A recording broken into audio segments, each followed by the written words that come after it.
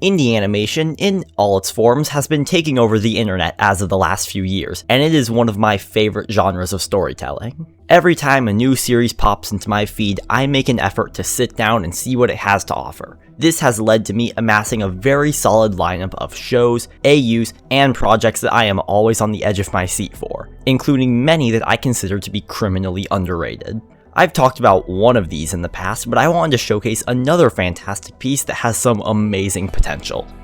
Silver Lining is an ongoing series by the animator venvn, and it follows the robotic duo of Christopher Valentine and Connor Lockwood as they do something. The series is in its very early stages, with only a few episodes and a lot of teasers, so the show's overarching premise is still being revealed to us. Although, we have been told that the story is heavily based on the 2015 game Soma, which means, oh god. Considering the relative anonymity of Silver Lining here on YouTube, I wanted to be one of the first to get the ball rolling and draw what attention I can to a series I've become very invested in over the last few years. So, without further ado, and I heavily encourage you to watch the series yourself before I spoil it, let's start our analysis with the first relevant video on venvn's channel, called Desolation. This video isn't directly connected to Silver Lining, but it is the first appearance of a character that will eventually become Connor, one of the two main protagonists. This model is much more rudimentary, however, lacking half of his limbs and his standout wings. He also has this levitating arm that follows close behind him and these smaller arms that protrude from his torso. Desolation is apparently venvn's first actual animation, and it doesn't seem to have any connections to the story at large, but it does showcase its own little storyline and serves as a control group to compare venvn's future animations to. The next two videos fall into a similar group, with the aptly named Animation Test being a simple showcase of our two main characters. This is the first time we get to see Chris, and we get a look at Connor's full model, wings and all. Most of Silver Lining so far uses a simpler stop-motion style, so the smooth movements of the characters here isn't quite the standard. This is demonstrated in the next short video, which is the first time we get to hear the characters' voices. Oh, hey Chris. Congratulations. You've aged. However, after this, we can finally move on to what I consider to be the first official entry into Silver Lining. While this episode isn't quite under the series name, it has enough substance to count. The mini-episode opens with an orbital rail cannon preparing to fire at a target it has just detected, before we cut to Chris and Connor on the ground. Connor thinks they avoided triggering the rail cannon, although he's quickly proven wrong. Unsheathing his arm blades, Chris steps up and says he's gonna parry the shockwave. Connor naturally asks Chris if this is his way of coping with imminent death before the pair share a quick heart-to-heart in the eye of the blast. Then, well, this happens.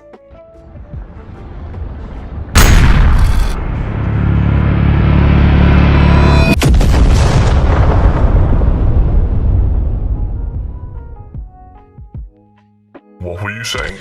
That's the end of the episode, and despite this being primarily, and I quote, a bullshit idea I had a while ago, we actually got to see some subtle world building beneath this giant VA proxy reference.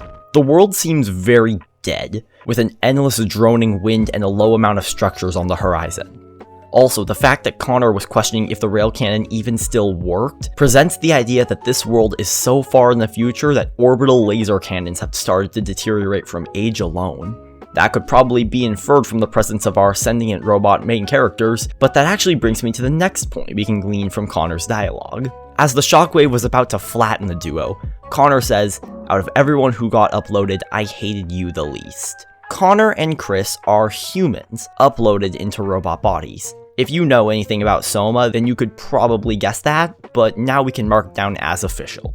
This idea is only further supported when we take a look at the much longer second entry into Silver Lining, and the show's first official episode.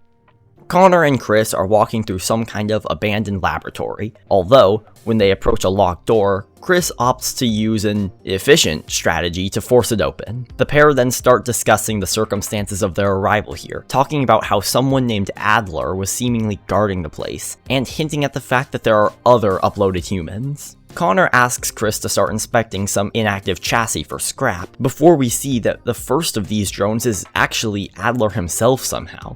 Chris casually remarks how this copy failed to upload, and Connor starts talking about how insufferable Adler was to work with in the past. Chris then passes by another corrupted chassis before the third drone suddenly activates and immediately attacks. Chris and Connor engage, with the latter revealing his concealed carry anti-material rifle after getting kneecapped. Thanks to Connor's intervention though, Chris takes the opportunity to pull off this sick finisher as he quickly decapitates the drone. Inspecting the ID of the newly severed head, Chris teases Connor about the fact that he apparently just got shot by a copy of himself. Chris then drops the bombshell that he was about to run out of power, to which Connor protests, before Chris drops to the ground and the episode ends. This episode held a motherload of world building for us to decipher. We immediately learned that Chris and Connor were scientists, and that they worked with another individual named Adler Opus, who also seems to have been uploaded. The way the duo speaks about Adler suggests that they aren't on the best of terms though. When they talk about him, Chris mentions that ever since he started getting more territorial, nobody's dared to venture this far, which does imply the existence of other uploaded humans besides Connor, Chris, and Adler, which is then immediately proven to be true when we see that one of the corrupted copies is labeled as Dr. Alice Newmaker, a previously unmentioned character. After the fight scene, Connor mentions how every copy of him is so goddamn violent, which also implies that the existence of multiple copies per character. Given the high copy ID of each drone, the count for said copies could easily be in the hundreds, maybe even the thousands in Adler's case. While I'm on the topic of the IDs, one detail that stood out to me is that the corrupted drone's copy IDs were all in the mid to high hundreds, which is odd considering the fact that our Chris is only the 7th copy in his lineage, and yet seems considerably more functional than the drones he was inspecting.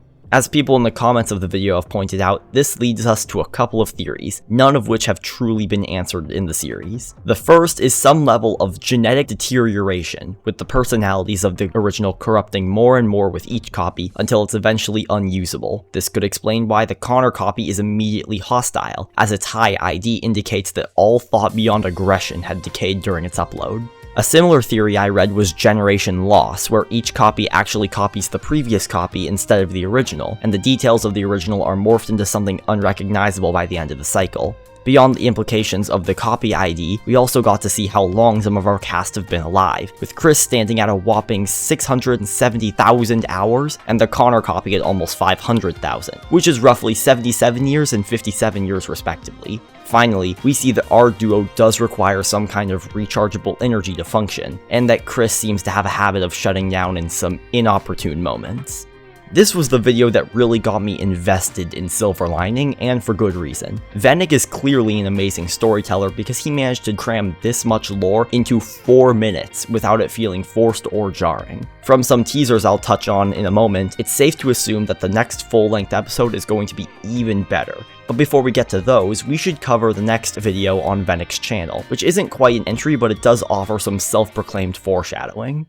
This video is primarily a casting call for the voices of 3 upcoming characters, that being Adler, the previously name-dropped Allison, and a new character named Sylvia Argent. If you didn't know, both Chris and Connor are voiced by venvn himself, so it was only a natural step to hire some proper VAs for an expanded cast. Anyway, there isn't a plot here, so let's just blitz through the important information we get from this video. 1. Adler Opus officially has a model, and he will be the main character of the next major episode. Also, don't worry, he's not like Bonshrewd despite the inspiration. Apparently that's more of Allison's thing. We obviously don't get to hear their official voices yet, but we do get to see how venvn wanted Allison and Sylvia to sound based on some audio clips from Armored Core 6 and Arcane. That workshop belonged to the Caravans.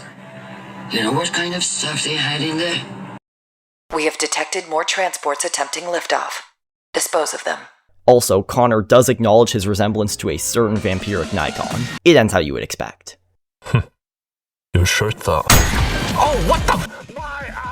Moving on, we have the latest upload on venvn's channel, a winter-themed mini-episode that doesn't hold too much story significance, although there is a little bit of world building to glean from it, so let's analyze. Chris opens the episode by leaping out of a trapdoor with Connor behind him. Chris then notices that it's snowing, and based on his reaction, this is apparently a big deal. Connor doesn't even believe him, and he's equally surprised when he steps outside. He implies that Adler had been trying to cause this for a while, before Chris starts a snowball fight and the pair have a nice wholesome moment together. That's actually it. The episode's real short and sweet. The most obvious thing about this episode is the stark animation improvement, which obviously has no standing in the lore, but it is a cool detail nonetheless. Anyway, the first lore bit that you can easily skip over is the fact that, thanks to this brief glimpse of Chris's active time, this episode actually takes place 2 years before the previous. This is interesting because of how Connor talks about Adler during the outside scene, as he seems to speak of him in a more present tense, acting like he knows what Adler is currently working on, which is a contrast to how distant he seemed to be spoken of in Not Gonna Sugarcoat It. This could imply that something happened between Adler and the rest of the cast in those 2 years, which is also likely the cause of why Adler became so territorial, at least according to Connor. Connor also mentions Sylvia for the first time here and specifically says that she'd be pissed when she learned that Adler succeeded in creating weather.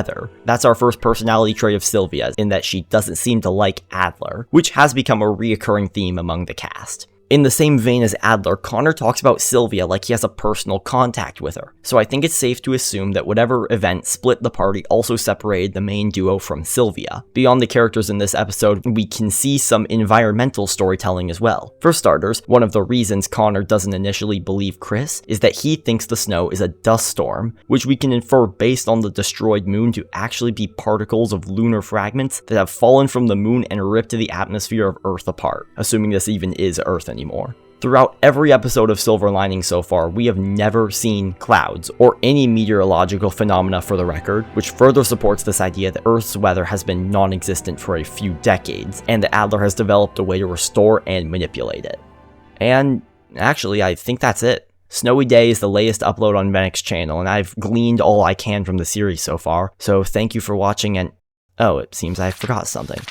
Oh my gosh, I forgot the community tab! venvn's upload schedule is poor, but it's not like I can talk, and animation takes time. So venvn has, at least in the last few months, been supplementing the lack of full animations with teasers and official leaks on his community tab, giving us a fair bit of extra world building to go over. Most of the stuff before Snowy Day were just fan art highlights or small updates about episodes we have already seen, so we'll be focusing on his more recent posts. To start, we have venvn's greatest creation.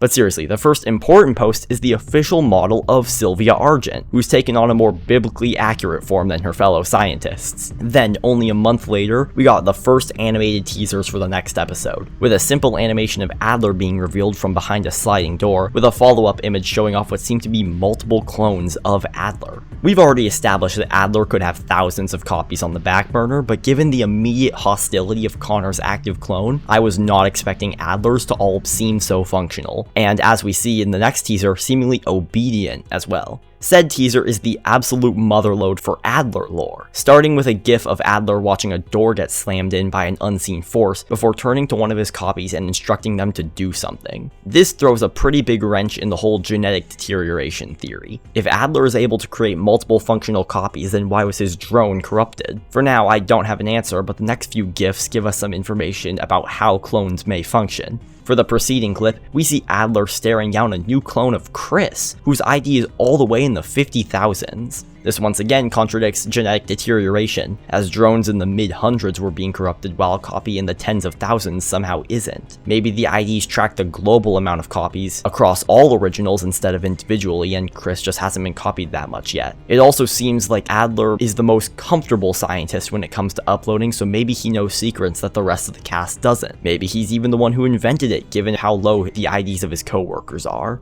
The next gif starts with Chris speaking, before Adler aggressively stabs him with his gun arm thing that seems to inject the copy with some kind of virus in Adler's colors. So far, I have two theories about what this could represent. One, this is Adler manually corrupting the code of a copy that he has come to dislike or something, and the two corrupted drones we saw in Not Gonna Sugarcoat It were similar cases. Alternatively, Adler is using his own upload to overwrite the mind of Chris's copy, essentially creating another Adler. Maybe that's what copies are in the first place, rather than the reuse of one personality over and over. These are both flimsy, as once again I'm kinda going off nothing here, but until the next episode comes out, I don't have anything better. The final two images in the teaser are Adler aura farming with his clones, and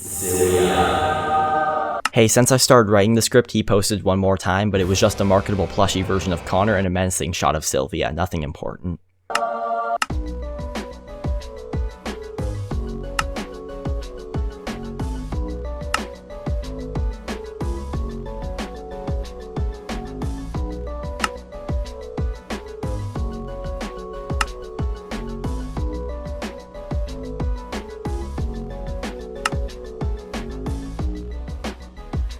For real this time, that's all the world building and lore that I can analyze in this series. Chris and Connor are a very entertaining duo, Venvn is a naturally talented storyteller, and this world has an insane amount of potential that I can't wait to see explored in the coming years. If there's one takeaway from this video you should have, it's that you should at the very least keep an eye on Silver Lining. Watch this show go from the small product it currently is to the legendary series it will become. Thank you to venvn for permission to make this video, and if you somehow aren't sold on it yet, then allow me to close this essay with one final point.